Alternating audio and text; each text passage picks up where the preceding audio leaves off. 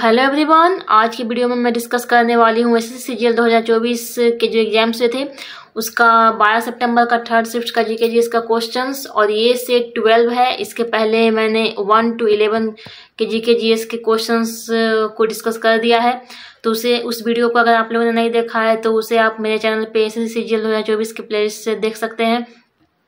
और ये set last होगा क्योंकि आप लोगों का एग्जाम सीजीएल का नज़दीक आने वाला है, तो इसके आगे के शिफ्ट को मैं डिस्कस नहीं करूँगी।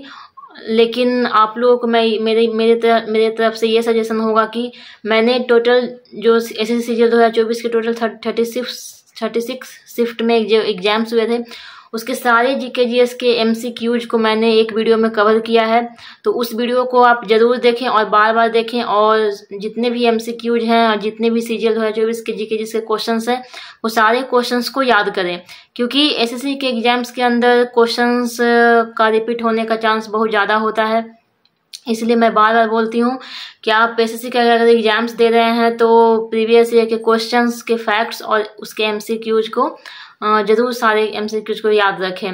और एसएससी के दूसरे एग्जाम्स के भी प्रीवियस ईयर के क्वेश्चंस को आप देख सकते हैं, लेकिन मोस्ट इम्पॉर्टेंट है कि सीजीएल 2024 के जो टोटल एमसीक्यूज हैं 36 शिफ्ट के, उसे तो आप मोस्ट इम्पॉर्टेंटली याद रखें ही। इसलिए मैं उस वीडियो का लिंक डिस्क्रिप्शन में डाल दूंगी, और वैसे आप सीजीएल 2024 का जो मेरा प्लेलिस्ट है मेरे चैनल पे, वहाँ से भी आप इस वीडियो को देख सकते हैं। वो 4 घंटे का मैराथन है, उसे आप कंप्लीट याद कर लेंगे सारे क्वेश्चंस को, तो आपको जरूर फ़ायदा देखने के लिए मिलेगा।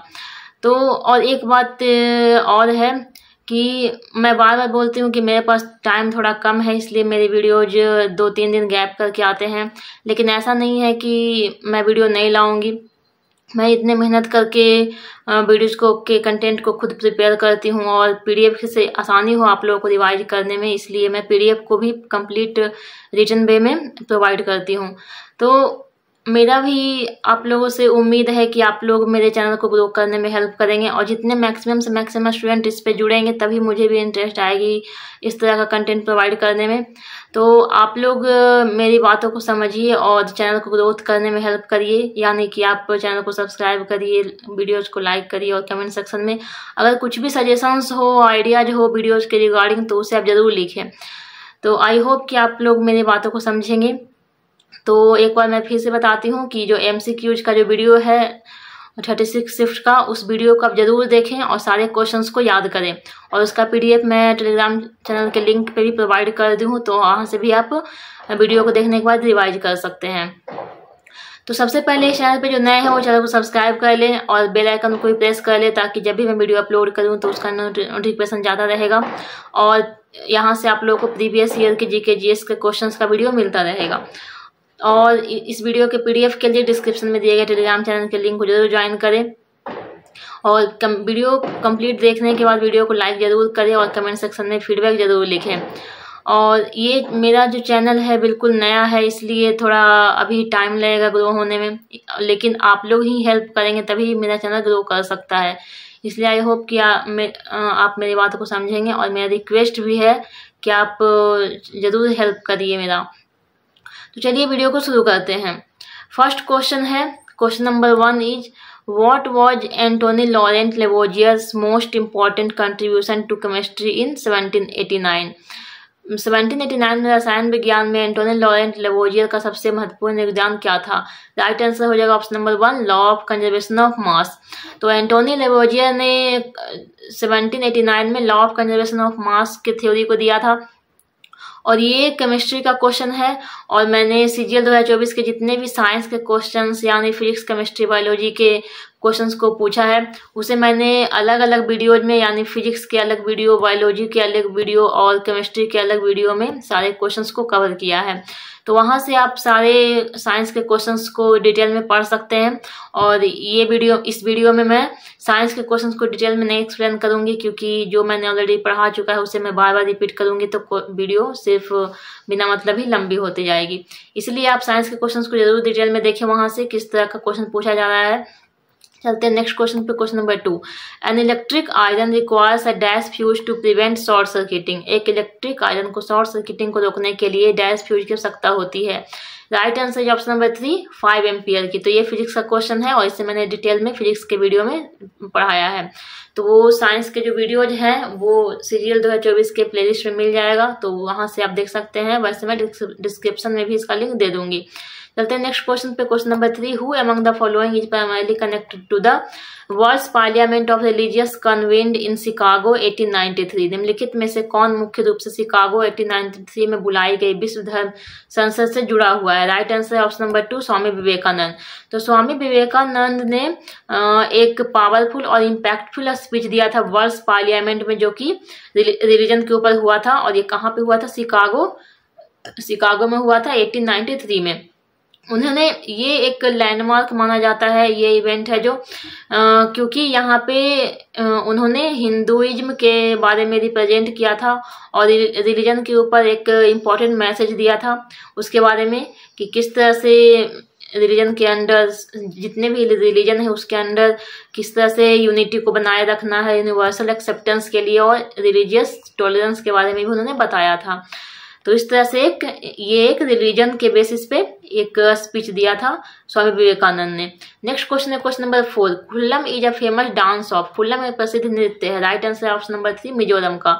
तो अब हम लोग जितने भी ऑप्शंस में स्टेट्स दिए गए हैं उसके इम्पोर्टेंट डांस को देखेंगे, क्योंकि मैं सारे स्टेट के डांस को एक ही साथ नहीं कवर इसलिए करती हूँ क्योंकि इस तरह का जो क्वेश्चंस होता है डांस पे या फिर फेस्टिवल पे, वो सारे स्टेट्स को मैं अगर एक ही साथ यहाँ पे लिस्ट बना दूंगी तो आप लोगों को याद करने में भी प्रॉब्लम होगी। इसलिए मैं हर बार यही ट्राई करती हूँ कि इस तरह के जो भी क्वेश्चंस होते हैं डांस फेस्टिवल वाले, उसमें ऑप्शंस में जितने भी स्टेट दिए रहते हैं उसी का मैं इम्पोर्टेंट डांस और फेस्टिवल को कवर करती हूँ।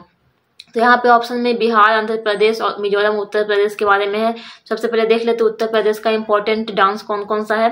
तो डांस तो वैसे बहुत सारे होते हैं, लेकिन यहाँ पे मैं इम्पोर्टेंट वाले को ही कवर करती हूँ जहाँ से क्वेश्चंस पूछे जा सकते हैं। तो इसमें सबसे पहला है डांस इम्पोर्टेंट चारकुला है, रासलीला है, कथक है, रामलीला है, ख्याल है, नौटंकी है, दादरा और कजरी है। उसके बाद है मिजोरम, इसमें इम्पोर्टेंट डांस है चिराओ जिसे बम्बू डांस बोलते हैं, खुल्लम, चैलम, सलाम कई जिसे सुलाकिया भी बोलते हैं, और छैलम। ये सारे मिजोरम के डांस है इम्पोर्टेंट। उसके बाद बिहार का है जट जटिन, झिझिया, कजरी, कर्मा और विदेशिया। उसके बाद आंध्र प्रदेश का है कुचिपुड़ी और वीरभद्र। तो ये सारे हो गए इम्पोर्टेंट डांस। चलते हैं नेक्स्ट क्वेश्चन पे। Question number 5, the concept of public interest litigation originated in dash. जनहित याचिका की अवधारणा डैश में उत्पन्न हुई। राइट आंसर है ऑप्शन नंबर 3 यूएसए में उत्पन्न हुई थी। तो पब्लिक इंटरेस्ट लिटिगेशन जो है वो ओरिजिनेट हुआ था यूएसए में। कब हुआ था? 1960 में, यानी कि अमेरिका में ये ओरिजिनेट हुआ था। और ये जो है PIL ये डेवलप किया गया था जो भी पब्लिक है, जो डिफरेंट इशूज से अफेक्टेड हैं सोसाइटी के अंदर, जो मार्जिनलाइज्ड ग्रुप हैं, उनके प्रॉब्लम्स को रिप्रेजेंट करने के लिए ये PIL लाया गया। इसका मतलब ये होता है कि सपोज ये कोर्ट है और ये एक पर्सन है जो कि बिल्कुल मार्जिनलाइज्ड है, पुअर है, और ये फाइनेंशियली वीक है, और ये इसके पास एजुकेशन भी नहीं है किसी तरह का। तो इसके पास जब प्रॉब्लम होगा तो ये कोर्ट तक नहीं पहुंच पाएगा। इसलिए इसके प्रॉब्लम को कोर्ट तक पहुंचाने के लिए एक दूसरा पर्सन होता है जो कि जिसका फाइनेंशियल कंडीशन सही होता है, एजुकेशन भी अच्छा होता है। तो ये क्या करता है, ये पर्सन इसके प्रॉब्लम को कोर्ट के पास ले जाता है। तो यही कहलाता है PIL, पब्लिक इंटरेस्ट लिटिगेशन। इस तरह का कानून बनाया गया है। और PIL का एम क्या होता है, जो भी कॉमन पीपल हैं और उनके प्रॉब्लम्स को कोर्ट तक पहुंचाया जाए और इस तरह से लीगली इन्हें कोर्ट तक एक्सेस प्रोवाइड किया जाए, जो भी मार्जिनाइज्ड पीपल होते हैं उन लोगों को। और PIL एक इम्पॉर्टेंट इंस्ट्रूमेंट है जो कि सोशल चेंज और रूल ऑफ लॉ को मेंटेन करने के लिए और लॉ और जस्टिस के बीच में बैलेंस करने के लिए बनाया गया है। ये जो PIL है उसका ओरिजिनल पर्पस यही है कि पुअर और मार्जिनलाइज्ड लोगों के पास जस्टिस को एक्सेसिबल बनाया जाए। और इसके बाद जो फर्स्ट PIL हुआ था इंडिया में, इनिशिएट किया गया था, स्टार्ट किया गया था PIL का जो कॉन्सेप्ट है वो स्टार्ट किया गया था इंडिया में किसके द्वारा, जस्टिस कृष्णा अय्यर के द्वारा 1976 में मुंबई के अंडर में। और पहला PIL का जो केस है वो कौन सा था, तो किसके किसके बीच में, हुसैन नारा खातून और स्टेट ऑफ बिहार के अंडर 1979 में केस किया गया था, जिसमें क्या था, तो बहुत सारे प्रिजनर्स को इलीगल वे में रखा गया था। तो उसी के लिए ये केस आया था, जिसमें कि 40,000 प्रिजनर्स को बाहर फिर निकाला भी गया। अब इसमें 3 तरह के आर्टिकल हैं जिसके अंडर PIL को फाइल किया जाता है। तो इसमें है आर्टिकल 32, जिसमें सुप्रीम कोर्ट के यहाँ फाइल किया जा सकता है पिटिशन, और आर्टिकल 226 है जो जिसमें हाई कोर्ट के अंडर किया जा सकता है, और क्रिमिनल प्रोसीड्यूर कोड का जो सेक्शन 133 है इसके अकॉर्डिंग कोर्ट ऑफ मजिस्ट्रेट में पिटिशन को फाइल किया जा सकता है। नेक्स्ट क्वेश्चन है question number 6, Thrissur Pooram is one of the famous temple festival celebrated in dash. Thrissur Pooram dash में मनाए जाने वाले प्रसिद्ध मंदिर त्योहारों में से एक है। Right answer option number 2 Kerala. Kerala में ये फेस्टिवल मनाया जाता है। तो अब हम लोग ऑप्शंस में जितने भी स्टेट्स दिए गए हैं उसके बारे में देख लेते हैं। तो सबसे पहले है केरला। केरला का इम्पोर्टेंट फेस्टिवल कौन कौन सा है, तो इसमें ओनम है, विशु है, त्रिशूल पूरम है, मकरई बलक्कू है, अट्टुकल पोंगल है। उसके बाद है आंध्र प्रदेश, यहाँ का है उगाड़ी, संक्रांति, दक्कन फेस्टिवल, तिरुपति ब्रह्मोत्सव, विशाखा उत्सव, ये सभी आंध्र प्रदेश के इम्पोर्टेंट फेस्टिवल्स हैं। उसके बाद है कर्नाटका, यहाँ पे मनाया जाता है उगाड़ी, मैसूर दशहरा, हम्पी उत्सव, गणेश चतुर्थी और मकर संक्रांति। उसके बाद है तमिलनाडु, यहाँ का है इम्पोर्टेंट फेस्टिवल पोंगल, चिथिरई, थिरुविजा, महामहम, थाईपुसम, कार्तिकेय दीपम, ये सभी तमिलनाडु के फेस्टिवल्स हैं। उसके बाद चलते हैं नेक्स्ट क्वेश्चन पे, question number 7, identify the group of districts that are not an example of industrial districts of India. उन जिलों के समूह की पहचान करें जो भारत के औद्योगिक जिलों का उदाहरण नहीं है। Right answer option number 3 Alwar और भिवानी। तो अलवर और भिवानी जो कि राजस्थान का 2 डिस्ट्रिक्ट है वो इंडस्ट्रियल डिस्ट्रिक्ट नहीं आता है, लेकिन और सभी जो डिस्ट्रिक्ट्स हैं, कटक जो कि उड़ीसा में है, कोटा राजस्थान में है, कानपुर उत्तर प्रदेश, आगरा उत्तर प्रदेश, जबलपुर भोपाल मध्य प्रदेश, तो ये सभी जो डिस्ट्रिक्ट है वो इंडस्ट्रियल डिस्ट्रिक्ट्स हैं। चलते हैं नेक्स्ट क्वेश्चन पे, question number 8, match the concept in column A with their respective descriptions in column B। Column A में अवधारणाओं को कॉलम B में उनके संबंधित विवरणों के साथ सम्मिलित करें। तो इसमें यहाँ पे मैच करना है, तो देख लेते हैं। तो सबसे पहले ग्रॉस नेशनल प्रोडक्ट, यानी एक कंट्री के अंदर जो भी जितने भी आउटपुट आते हैं, जितने भी इनकम होते हैं एक कंट्री के अंदर एक फाइनेंशियल ईयर में, तो उसे कहते हैं ग्रॉस नेशनल प्रोडक्ट। तो ये कौन सा हो जाएगा, तो ये 3 हो जाएगा, money value of the national output. उसके बाद है नेट नेशनल प्रोडक्ट, इसका क्या हो जाएगा, तो नेट प्रोडक्शन जो होता है गुड्स एंड सर्विसेज का एक ईयर के अंदर, वो कहलाता है नेट नेशनल प्रोडक्ट। और पर्सनल इनकम क्या होता है, तो एनुअल इनकम जो भी किसी भी इंडिविजुअल का होता है सर्टेन पीरियड में, गिवन पीरियड में, उसे कहते हैं पर्सनल इनकम। और डिस्पोजेबल इनकम क्या होता है, डिस्पोजेबल पर्सनल इनकम क्या होता है, तो टैक्स को देने के बाद, टैक्स को पे करने के बाद जो भी इनकम निकल कर आता है उसे कहते हैं डिस्पोजेबल पर्सनल इनकम। तो इस तरह से क्या हो जाएगा, राइट आंसर हो जाएगा ऑप्शन नंबर 3, ए का 3 मैंने बताया था, ए का क्या है, ए का 3 और फिर बी का 4 नेट नेशनल प्रोडक्ट, जिसमें क्या होता है नेट प्रोडक्शन, बी का 4 हो जाएगा। उसके बाद है सी का 1 और डी का 2। तो इस तरह से ये सारे जो इकोनॉमिक्स के टर्म दिए गए हैं उसके डेफिनेशन को इस तरह से समझकर आप मैच कर सकते थे। चलते हैं नेक्स्ट क्वेश्चन पे, question number 9, Ustad Zia Mohiuddin Dagar was a dash player of profound depth favouring sparse and slow realization of ragas. Ustad या मोहिउद्दीन डगर गहन गहराई के एक डैश वादक थे जो रागों की विरल और धीमी अनुभूति के पक्षधर थे। राइट आंसर हो जाएगा ऑप्शन नंबर 4 रुद्रवीणा। तो उस्ताद जिया मोहिउद्दीन डगर जो थे वो रुद्रवीणा के प्लेयर थे। अब हम लोग जितने भी इंडिया के इम्पोर्टेंट म्यूजिशियंस हैं वो अलग अलग म्यूजिक इंस्ट्रूमेंट को बजाते हैं, उनके बारे में देख लेते हैं। सबसे पहले सितार, इसके हैं रविशंकर, मुश्ताक अली खान, विलायत खान, निखिल बनर्जी। सरोद के हैं हफीज खान, अमजद अली खान, अली अकबर खान और अलाउद्दीन खान। संतूर के हैं शिव कुमार शर्मा। फ्लूट के हैं एन रमनी, हरिप्रसाद चौरसिया, टी आर महालिंगम और पन्नालाल घोष। उसका शहनाई के हैं बिस्मिल्लाह खान। तबला के हैं अल्लाह रखा, जाकिर हुसैन, पंडित शामता प्रसाद, लतीफ़ खान, गुद्दाई महाराज और कुमार बोस। सरंगी के हैं उस्ताद बिंदा खान। उसके बाद सरस्वती बीना प्लेयर, इसके हैं विनय धनामल, बीना सेसन्ना, बीना वेंकट गिरियप्पा, बीना दोराई स्वामी अयंगर, इमानी शंकरा और सांब शिवा अय्यर। इसके साथ साथ और भी हैं तो इसमें है K S Narayana Swami, Trivandrum, R Venkataraman, S Balachandra, Muthuswami Dikshitar I, Duraiswami Iyengar, N K S Narayana Swami और जयंती कुमारेश। उसके बाद रुद्रवीणा के इम्पोर्टेंट प्लेयर्स हैं उस्ताद असद अली खान, उस्ताद जिया मोहिद्दीन डगर और उस्ताद बहाउद्दीन डगर।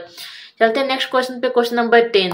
Headquarters of the second green revolution cell was in dash. दूसरे हरित क्रांति सेल का मुख्यालय में डैश में था। Right answer option number 2 Patna में था इसका मुख्यालय। तो सेकेंड ग्रीन रिवॉल्यूशन सेल जो था वो ग्रीन रिवॉल्यूशन के बाद आया था। तो ये फोकस्ड किस चीज़ पे था, तो एग्रीकल्चर प्रोडक्टिविटी को बूस्ट करने के लिए ये बनाया गया था। और ये पार्टिकुलरली ईस्टर्न स्टेट्स जो हैं उनके लिए ये आया था। और इसका ये किस चीज़ पे फोकस कर रहा था, तो ये मॉडर्न एग्रीकल्चर प्रैक्टिसेस और टेक्नोलॉजी को ज़्यादा यूज करने पे जोर दे रहा था। और इसका हेडक्वार्टर कहाँ पे था, तो पटना, ईस्टर्न रीजन में जो पटना है, बिहार का सिटी है, वहाँ पे ICAR रिसर्च कॉम्प्लेक्स है, वहाँ पे इसका हेडक्वार्टर है। चलते हैं नेक्स्ट क्वेश्चन पे, question number 11। Who was the viceroy of India when Mahatma Gandhi started Dandi march on 12 मार्च 1930। भारत का वाइसरॉय कौन था जब महात्मा गांधी ने 12 मार्च 1930 को दांडी मार्च शुरू किया था। राइट आंसर है ऑप्शन नंबर 3 लॉर्ड इरविन। तो अब हम लोग जितने भी इम्पोर्टेंट वाइसरॉय हैं उनके टेन्योर को देखेंगे और उनके टाइम पे इम्पोर्टेंट क्या अचीवमेंट हुआ उसके बारे में देखेंगे। तो इसमें है सबसे पहले लॉर्ड कैनिंग, इनका टाइम पीरियड था 1858 से लेकर 1862। इनके टाइम पे अचीवमेंट क्या हुआ था, तो इन्होंने डॉक्ट्राइन ऑफ लैप्स को एबॉलिश कर दिया था। उसके बाद लॉर्ड लॉरेंस 1864 से लेकर 1869। इनके टाइम पे कलकत्ता एंड मद्रास का हाई कोर्ट को इस्टेब्लिशमेंट किया गया था। लॉर्ड मायो 1869 से लेकर 1872। इनके टाइम पे स्टेट और सेंटर के बीच में फाइनेंशियल डिस्ट्रीब्यूशन किया गया था फर्स्ट सेंसस आया था 1872 में और स्टेटिस्टिकल सर्वे ऑफ इंडिया को इस्टेब्लिश किया गया था। उसके बाद है लॉर्ड नॉर्थबुक 1872 से लेकर 1876 तक। इनके टाइम पे इंटरकास्ट मैरिज को अलाउ किया गया था और पंजाब में कुका मूवमेंट हुआ था। लॉर्ड लिटन 1876 से लेकर 1880 तक। इनके टाइम पे वर्नाकुलर प्रेस एक्ट 1878 में आया था और मैक्सिमम एज जो सिविल सर्विस एग्जाम्स का होता था उसे 21 से कम करके 19 कर दिया गया। उसके बाद है लॉर्ड रिपन 1880 से लेकर 1884। इनके टाइम पे इन्हें मोस्ट लव्ड गवर्नर जनरल माना जाता था और इन्होंने वर्नाकुलर प्रेस एक्ट को ख़त्म कर दिया और एक लोकल सेल्फ गवर्नेंस को सेटअप किया और इसके कारण ही इन्हें फादर ऑफ सेल्फ गवर्नमेंट भी कहा जाता था। इनके टाइम पे और भी काम हुए जिसमें कि यहाँ पे 2 यूनिवर्सिटी को ओपन किया गया, पंजाब यूनिवर्सिटी 1884 में और इलाहाबाद यूनिवर्सिटी 1887 में। इलबर्ट बिल को पास किया गया और हंटर कमीशन को अपॉइंट किया गया। उनके बाद है लॉर्ड डफरिन 1884 से लेकर 1888 तक। इनके टाइम पे 1885 में इंडियन नेशनल कांग्रेस बनाया गया। उसके बाद है लॉर्ड कर्जन 1899 से लेकर 1905। इनके टाइम पे इंडियन यूनिवर्सिटी एक्ट को लाया गया ताकि इंडियन यूनिवर्सिटीज को कंट्रोल किया जाए और पार्टीशन ऑफ बंगाल को लाया गया। लॉर्ड मिंटो 2 1905 से लेकर 1910। इनके टाइम पे मोले मिंटो रिफॉर्म आया 1909 में। लॉर्ड हार्डिंग्स 2 1910 से लेकर 1916। इनके टाइम पे इंडिया का कैपिटल कलकत्ता से ट्रांसफर करके दिल्ली कर दिया गया और हिंदू महासभा को एस्टेब्लिश किया गया किसके द्वारा, मदन मोहन मालवीय के द्वारा। लॉर्ड चेम्सफोर्ड 1916 से 1921, इनके टाइम पे होम रूल लीग मूवमेंट आया 1916 में, रॉलेट एक्ट पास किया गया 1919 में, और मॉन्टेग्यू चेम्सफोर्ड रिफॉर्म आया 1919 में। लॉर्ड रीडिंग 1921 से लेकर 1926 तक, इनके टाइम पे स्वराज पार्टी को बनाया गया 1923 में, और चौरी चौरा इंसिडेंट हुआ 1922 में। उसके बाद है लॉर्ड इरविन 1926 से लेकर 1931, इनके टाइम में सिविल डिसोबीडियंस मूवमेंट को लॉन्च किया गया, और डांडी मार्च जो कि हुआ 1930 में, और फर्स्ट टेबल कॉन्फ्रेंस भी इस समय हुआ था। इसके बाद है लॉर्ड बिलिंगडन 1931 से लेकर 1936, इनके टाइम पे सेकंड और थर्ड राउंड टेबल कॉन्फ्रेंस हुआ। पूना पैक्ट को साइन किया गया 1932 में, और कम्युनल अवार्ड जो हुआ स्टार्ट हुआ 1932 में। लॉर्ड लिंगथो 1936 से लेकर 1944, इसमें क्रिप्स मिशन आया 1942 में, और क्विट इंडिया मूवमेंट 1942 में आया। लॉर्ड बेबल 1944 से लेकर 1947, सीआर फार्मूला आया इनके टाइम पे 1944 में, और डायरेक्ट एक्शन डे लॉन्च किया गया, और बेबल प्लान और शिमला कॉन्फ्रेंस हुआ। और लास्ट थे लॉर्ड माउंटबेटन 1947 से 48 तक, इनके ये जो थे लास्ट वॉइस रॉय और फर्स्ट गवर्नर जनरल थे फ्री इंडिया के। चलते हैं नेक्स्ट क्वेश्चन पे, question number 12। Who is the world's most popular leader as per global leader approval ratings released by US based Morning Consult इन फरवरी 2023। फरवरी 2023 में यूएस आधारित morning consult द्वारा जारी global leader approval rating के अनुसार दुनिया का सबसे लोकप्रिय नेता कौन है? Right answer option number 4 Narendra Modi. तो ये करंट अफेयर का क्वेश्चन है। चलते हैं नेक्स्ट क्वेश्चन पे, question number 13। In which year was smart cities mission launched? Smart cities mission किस वर्ष शुरू किया गया था? राइट आंसर ऑप्शन नंबर 1 2015 में ये लॉन्च किया गया था।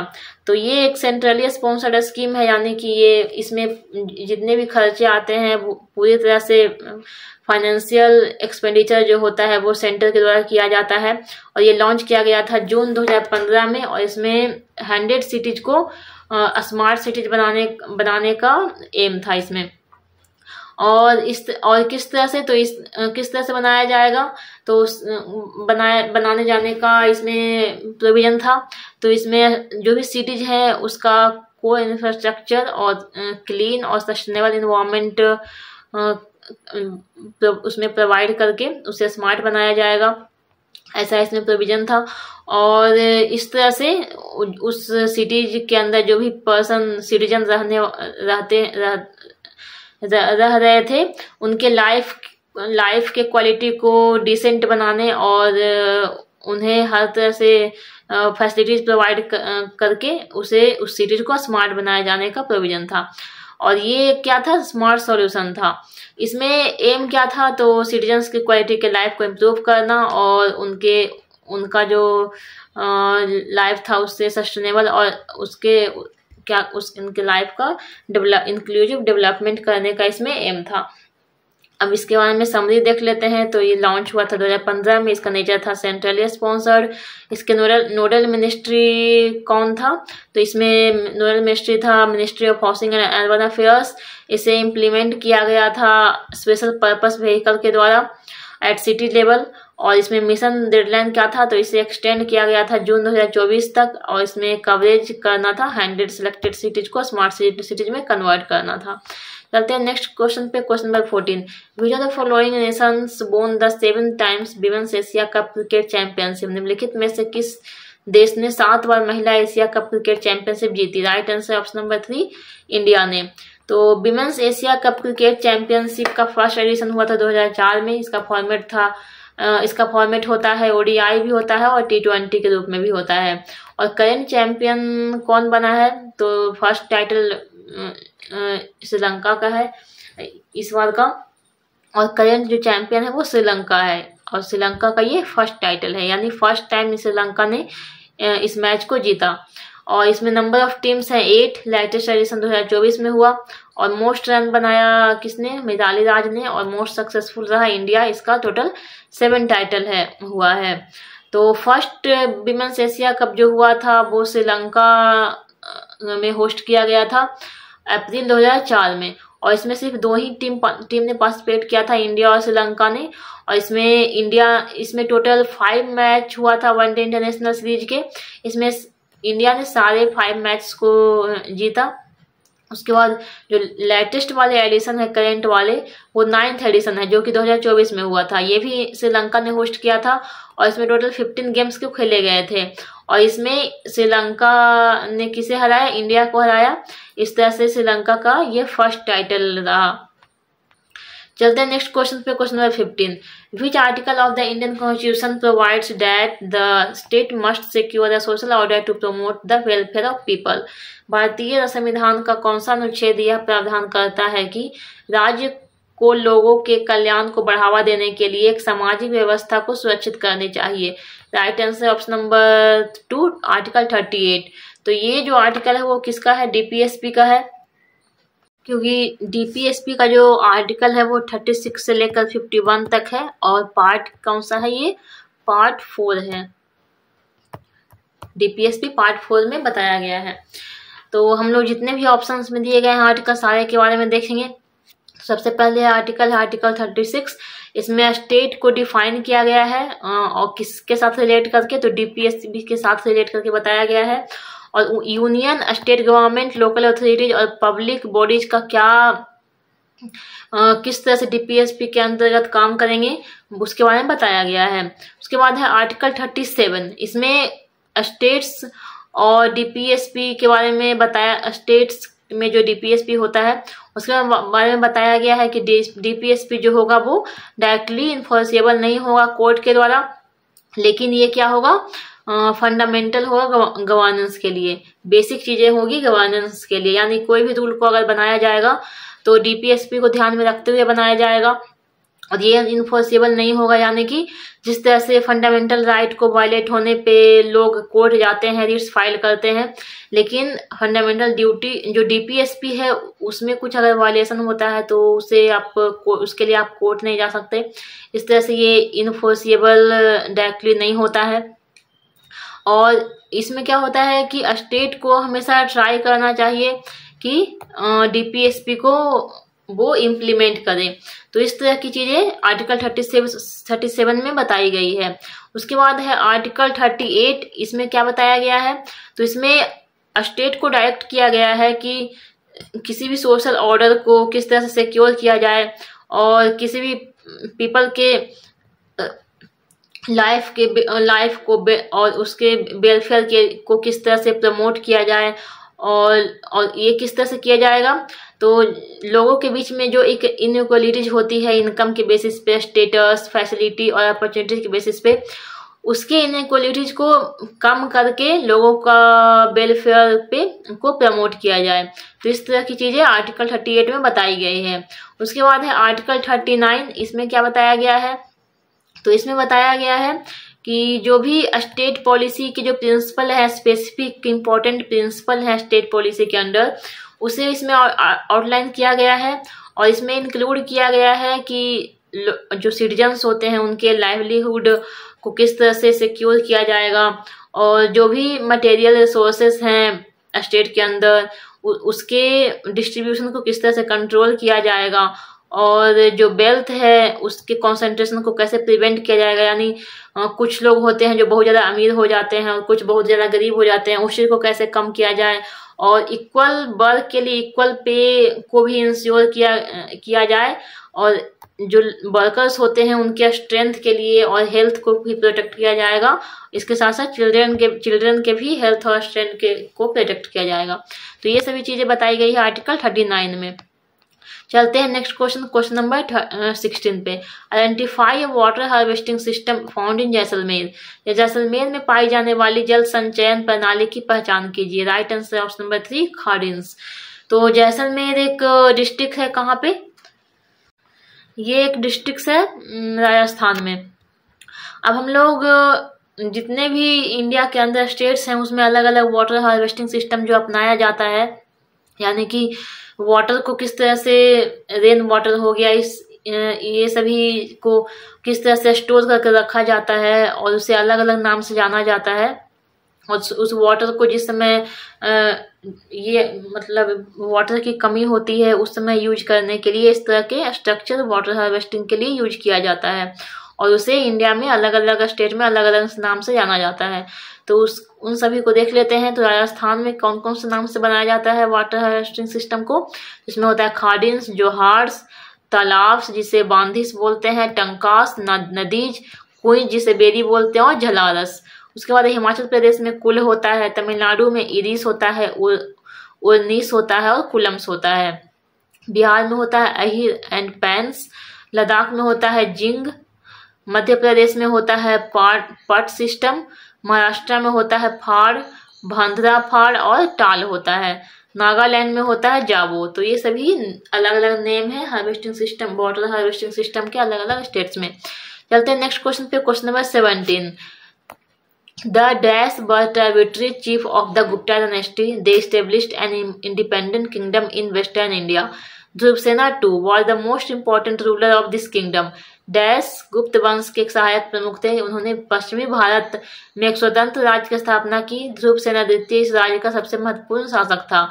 राइट आंसर हो जाएगा ऑप्शन नंबर 1 मैत्रका डायनेस्टी। तो मैत्रका डायनेस्टी जो था वो रूल करता था गुजरात में 475 से लेकर 776 CE में, और इसका कैपिटल कहाँ पे था? बल्लभी में था, जो कि गुजरात में एक सिटी है।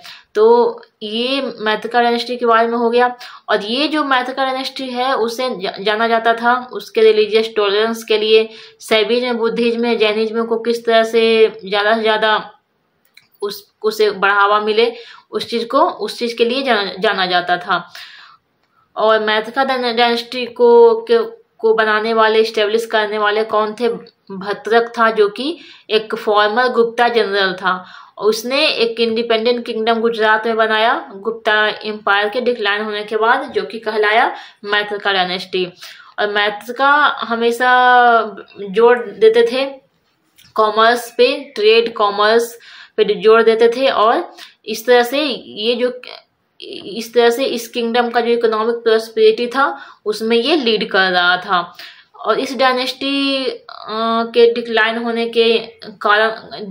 का कारण क्या है? तो अरब फोर्स ने जब इन्वेजन किया था मैत्रका डायनेस्टी के अंदर, तभी इस डायनेस्टी का डिक्लाइन हुआ। और कुछ इंटरनल कॉन्फ्लिक्ट के कारण भी इस डायनेस्टी का डिक्लाइन होना शुरू हो गया।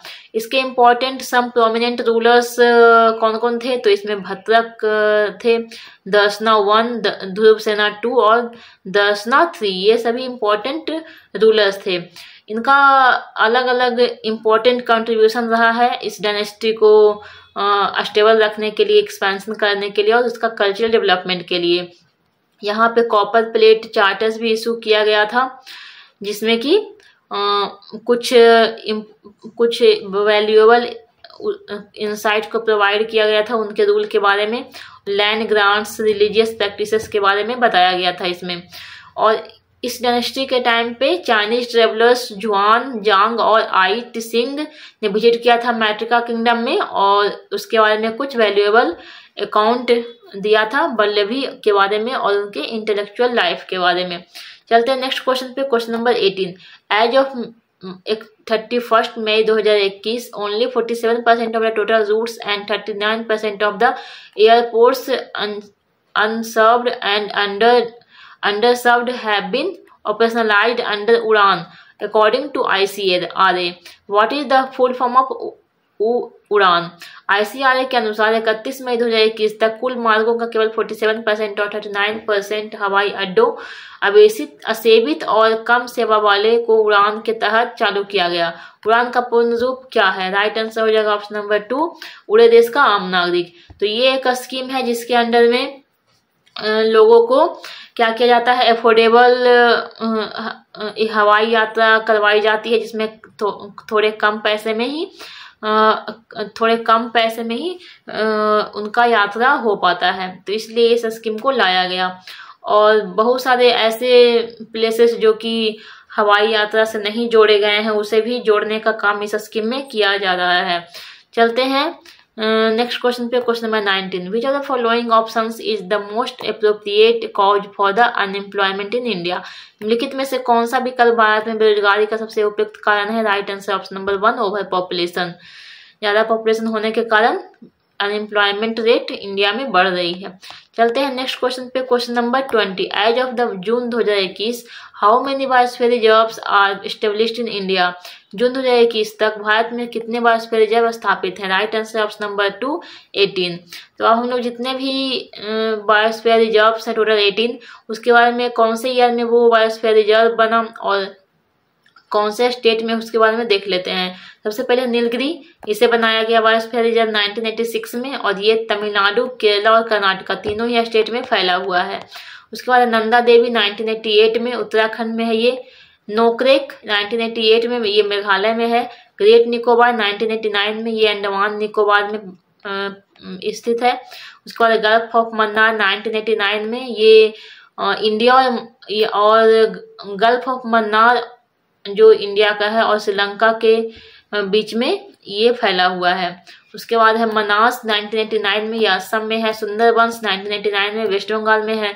सिमलीपाल 1994 में उड़ीसा में है। दिब्रू सैखोव 1997 में असम में है ये। उसके बाद दिबांग 1998 में अरुणाचल प्रदेश में है। पंचमढ़ी 1999 में मध्य प्रदेश में है। कंचनजंगा को 2000 में बनाया गया, ये सिक्किम में है। उसके बाद अगस्त मलाई 2001 में है, ये कहाँ पे? केरला में है। अचानक मार अमरकंटक 2005 में बनाया गया इसे, ये एमपी छत्तीसगढ़ स्टेट में फैला हुआ है। कच्छ 2008 में बनाया गया, गुजरात में है। गोल्ड डेजर्ट 2009 में बनाया गया, हिमाचल प्रदेश में है। शेषाचलम 2010 में बनाया गया, आंध्र प्रदेश में है। वन्ना 2011 में बनाया गया, ये मध्य प्रदेश में है। चलते हैं नेक्स्ट क्वेश्चन पे, question number 21। In which of the following battles did Muhammad of Ghor defeat Jaichandra of Garhwal dynasty in 1194 AD। निम्नलिखित में से किस लड़ाई में घोर के मुहम्मद ने 1194 ईस्वी में गढ़वाल वंश के जयचंद्र को हराया था? Right answer option number 2 battle of Chandawar में। तो अब हम लोग जितने भी ऑप्शंस में दिए गए हैं बैटल, उसके बारे में देख लेते हैं किस किस के बीच में हुआ और कब हुआ। तो फर्स्ट बैटल ऑफ तराई हुआ 1191 में, ये हुआ था मुहम्मद गोरी जो कि गोरीद एम्पायर का राजा था, और पृथ्वीराज चौहान जो कि चहमनाच के रूलर थे। इन दोनों के बीच में हुआ। और ये तराई कहाँ पे है? तो ये हरियाणा में स्थित है। और इसमें जो पृथ्वीराज चौहान है उन्होंने मुहम्मद गोरी को डिफीट किया, हराया। उसके बाद है सेकेंड बैटल ऑफ तराई, ये हुआ 1192 में, ये भी हरियाणा में हुआ तराई में, और ये भी हुआ मुहम्मद गोरी और पृथ्वीराज चौहान के बीच में। इसमें मुहम्मद गोरी ने पृथ्वीराज चौहान को हराया। फर्स्ट वाले में पृथ्वीराज चौहान ने हराया था मुहम्मद गोरी को, और सेकेंड वाले में मुहम्मद गोरी ने हराया पृथ्वीराज चौहान को। उसके बाद बैटल ऑफ अहिरबारा, ये जो बैटल है वो चहमनाज यानी पृथ्वीराज चौहान और चालुक्य जो गुजरात के थे उनके बीच में एक सीरीज ऑफ कॉन्फ्लिक्ट है। और इसके बारे में जिस तरह से तराई और चंदावल का युद्ध के बारे में डिटेल में बताया गया, उस तरह से क्लियरली इसे डिफाइन नहीं किया गया। उसके बाद बैटल ऑफ चंदावल 1194 में, ये मुहम्मद गोरी और जयचंद्र के बीच में हुआ। और जयचंद्र जो थे गढ़वाल डायनेस्टी जो कि कन्नौज का था उसके रूलर थे। और ये जो चंदावल है वो उत्तर प्रदेश में स्थित है। और इसका आउटकम क्या आया? तो मुहम्मद गोरी ने जयचंद्र को हरा दिया था। चलते हैं नेक्स्ट क्वेश्चन पे, question number 22। The growth form of plant comprising its size, shape and orientation is known as. एक पौधे के विकास रूप जिसमें उसका आकार और यहाँ पे आकृति हो जाएगा, शेप यानी आकृति, और अभिविन्यास शामिल है, को किस रूप में जाना जाता है? Right answer option number 1 habit के नाम से। तो ये बायोलॉजी का क्वेश्चन है, और बायोलॉजी के क्वेश्चन को आप डिटेल में बायोलॉजी की वीडियो में देख सकते हैं। चलते हैं नेक्स्ट क्वेश्चन पे, question number 23। When and where did India win its first world championship medal in athletics. ये मॉडल नहीं हो जाएगा, यहाँ पे मेडल हो जाएगा। भारत ने एथलेटिक्स में अपना पहला विश्व चैंपियनशिप मेडल कब और कहाँ जीता? राइट आंसर ऑप्शन नंबर 4 2003 में फ्रांस में जीता। तो वर्ल्ड चैंपियनशिप जो एथलेटिक्स का हुआ था वो स्टार्ट हुआ 1976 में, और ये इंटरनेशनल ओलंपिक कमेटी के रिस्पॉन्स में शुरू हुआ था। और इंडिया ने इसमें पार्टिसिपेट करना शुरू किया था 1983 से। और इसमें इंडिया ने फर्स्ट टाइम मेडल जीता ब्रॉन्ज का, किसने? अंजू बॉबी जॉर्ज ने जीता था 2003 में, और ये कहाँ पे? पेरिस में। और किस चीज में? तो कौन से गेम में जीता था? तो विमेंस के लॉन्ग जंप डिसिप्लिन में, लॉन्ग जंप स्पोर्ट में अंजू बॉबी जॉर्ज ने फर्स्ट मेडल जीता, ब्रॉन्ज मेडल, जो कि पेरिस में हुआ था 2003 में। उसके बाद सेकंड मेडल जीतने वाले थे इंडियन कौन इस वर्ल्ड चैंपियनशिप जो एथलेटिक्स है उसमें, तो सेकंड थे नीरज चोपड़ा जिन्होंने जैवलिन थ्रो में जीता। और ये कौन सा मेडल जीता था, इन्होंने सिल्वर मेडल जीता था 2022 के वर्ल्ड एथलेटिक्स चैंपियनशिप में। और उसके बाद जो 2023 का वर्ल्ड एथलेटिक्स चैंपियनशिप हुआ उसमें फिर से नीरज चोपड़ा ने गोल्ड मेडल जीता। और इस तरह से इन्होंने लगातार 2 मेडल जीते वर्ल्ड एथलेटिक्स चैंपियनशिप में। नेक्स्ट क्वेश्चन है question number 24। Tabla maestro Vikram Ghosh was awarded with which of the following awards in 2023 in the contemporary category. Tabla वादक विक्रम घोष को समकालीन श्रेणी में 2023 में निम्नलिखित में से किस पुरस्कार से सम्मानित किया गया था। Right answer option number 3 Sangeet Natak Akademi. Next and last question is question number 25। According to the census of India 2011 the percentage of adolescent population 10 से 19 years from the total population is how much. Bharat की जनगणना 2011 के अनुसार कुल जनसंख्या में से किशोर जनसंख्या 10 से लेकर 19 वर्ष का प्रतिशत कितना है। Right answer option number 3 20.9%। 2011 के सेंसस के अकॉर्डिंग एडोलसेंट जो कि आते हैं 10 से लेकर 19 ईयर्स तक, उनका परसेंटेज था 21% टोटल पॉपुलेशन का, यानी रफली 20.9%। यंग पीपल जो कि 10 से 29 ईयर्स के आते हैं इसमें रफली 1/3 टोटल पॉपुलेशन का था, और इससे परसेंटेज में बोलेंगे तो 27.3%। एल्डरली पीपल जो कि 60 साल से ऊपर के होते हैं उनका परसेंटेज था 8.6%। चिल्ड्रन जो कि 0 से 6 ईयर्स के होते हैं उनका परसेंटेज था 13.1%। और वर्किंग एज जो कि 15 से 59 ईयर्स के होते हैं उनका परसेंटेज था जो टोटल पॉपुलेशन है उसका मोर देन हाफ। तो ये था आज का वीडियो जिसमें मैंने सेट 12 के क्वेश्चंस जीके जीएस के क्वेश्चंस को डिस्कस किया विद एक्स्ट्रा फैक्ट्स, और ये लास्ट सेट था। इसके बाद मैंने CHSL और आगे जो भी MTS के एग्जाम्स आने वाले हैं उसके क्वेश्चंस को डिस्कस करूंगी। तो आप जो MCQ का वीडियो मैं बनाई हूँ टोटल 36 शिफ्ट्स के जीके जीएस के, उस वीडियो को आप बार बार देखें और सारे क्वेश्चंस को अच्छी तरह से याद करें, क्योंकि वहां से क्वेश्चन जरूर रिपीट होंगे। तो मिलते हैं नेक्स्ट इंपॉर्टेंट वीडियो में, तब तक के लिए जय हिंद जय भारत।